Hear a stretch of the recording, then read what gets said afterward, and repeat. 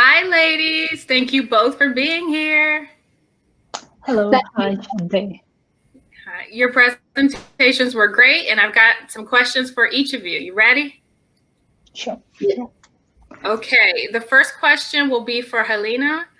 Um, okay. Your topic included multicultural ecosystem services. Yeah. Are there any state efforts in your study area to preserve biodiversity and these cultural services? In other words, ecosystem services.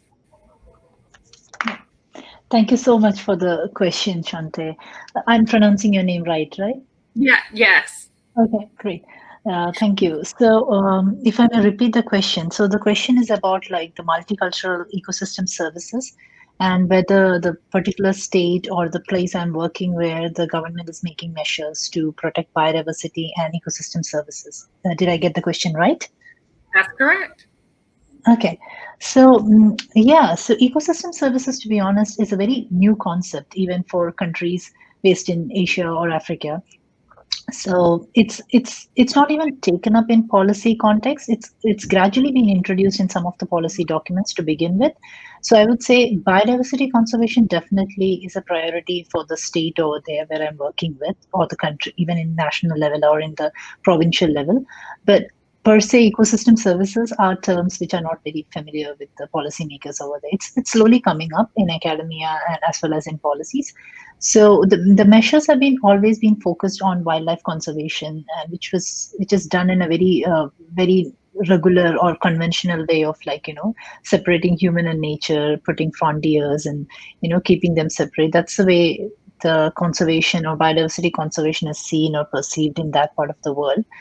Things are slowly changing. There are more researchers and more agencies and organizations coming into picture these days with their work, trying to convince policymakers on the need of not just separating human and nature. There are other ways of like, not just separating them, but bringing ecosystem services. And to be honest, cultural ecosystem services, even though people are aware of it, but probably not by that particular term, they're very much aware of it. It's not yet mainstreamed. If I may answer your question, so yeah, efforts are going on. It's a slow process. These are developing countries, so things. There are other things also which are of high priority sometimes in terms of development. But the conversation is up there, and it's slowly happening. Thank you. Good. Good. Thank you. Thank you. Okay, Eugene, I have a question for you. Um, how can we get 2 years maps, 2000 and 2015, and what data input is needed? So you asked me how we can calculate 2 years with what kind of data sets, right? Yeah. Yes. So for the recreation services, we need all kinds of the land cover map in Amsterdam, and also the population in Amsterdam.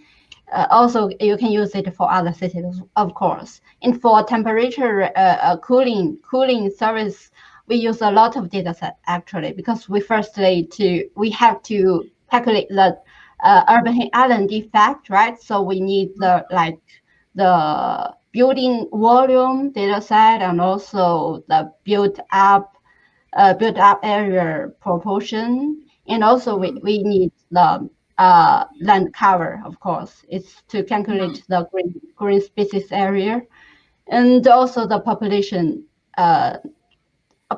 map that we need to calculate the demand. Yeah, that's mainly the main data sets that we used. Okay, perfect.